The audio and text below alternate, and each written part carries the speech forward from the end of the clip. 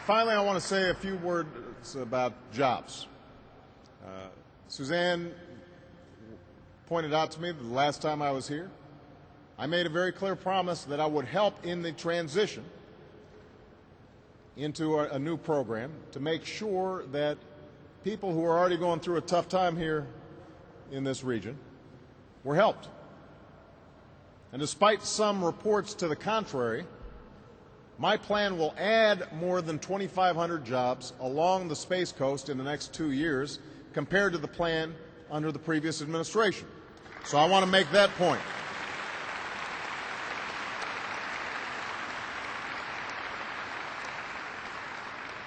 We're going to modernize the Kennedy Space Center, creating jobs as we upgrade launch facilities. And there's potential for even more jobs as companies in Florida and across America compete to be part of a new space transportation industry. And some of those industry leaders are here today. This holds the promise of generating more than 10,000 jobs nationwide over the next few years. And many of these jobs will be created right here in Florida because this is an area primed to lead in this competition. Now, it's true. There are Floridians who will see their work on the shuttle end as the program winds down.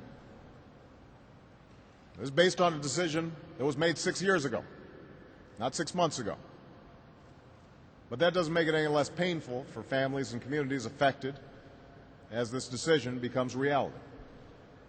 So I'm proposing, in part because of strong lobbying by Bill and by Suzanne, as well as Charlie, I'm proposing a $40 million initiative led by a high-level team from the White House, NASA, and other agencies to develop a plan for regional economic growth and job creation.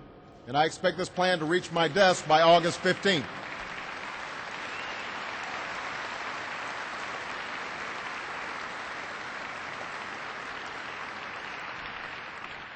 It's an effort that will help prepare this already skilled workforce for new opportunities in the space industry and beyond.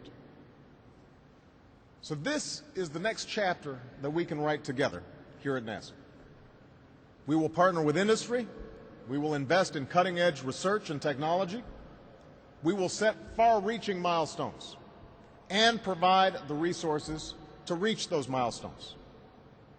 And step by step, we will push the boundaries not only of where we can go, but what we can do.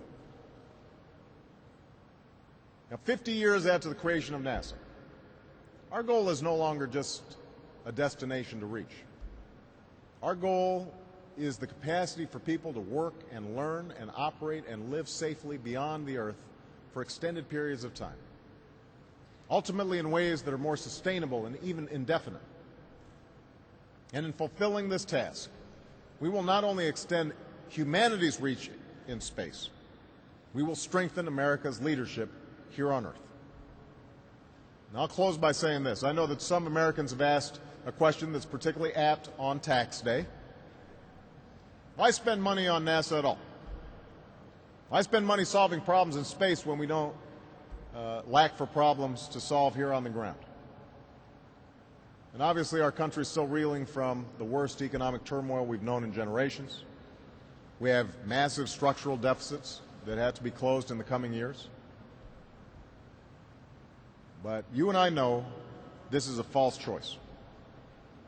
We have to fix our economy. We need to close our deficits, but for pennies on the dollar, the space program has fueled jobs and entire industries.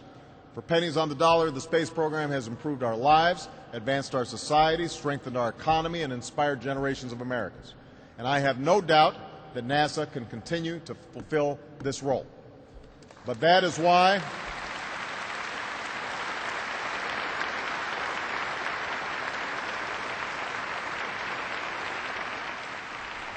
But I want to say clearly to those of you who work for NASA, but to the entire community that has been so supportive of the space program in this area.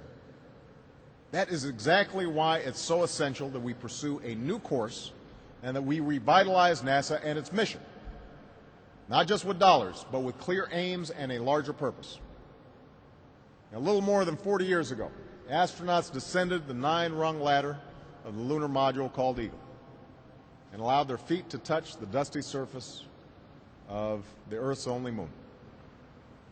This was the culmination of a daring and perilous gambit, of an endeavor that pushed the boundaries of our knowledge, of our technical prowess, of our very capacity as human beings to solve problems.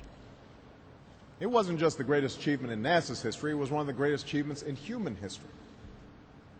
And the question for us now is whether that was the beginning of something or the end of something. I choose to believe it was only the beginning. So thank you. God bless you, and may God bless the United States of America. Thank you.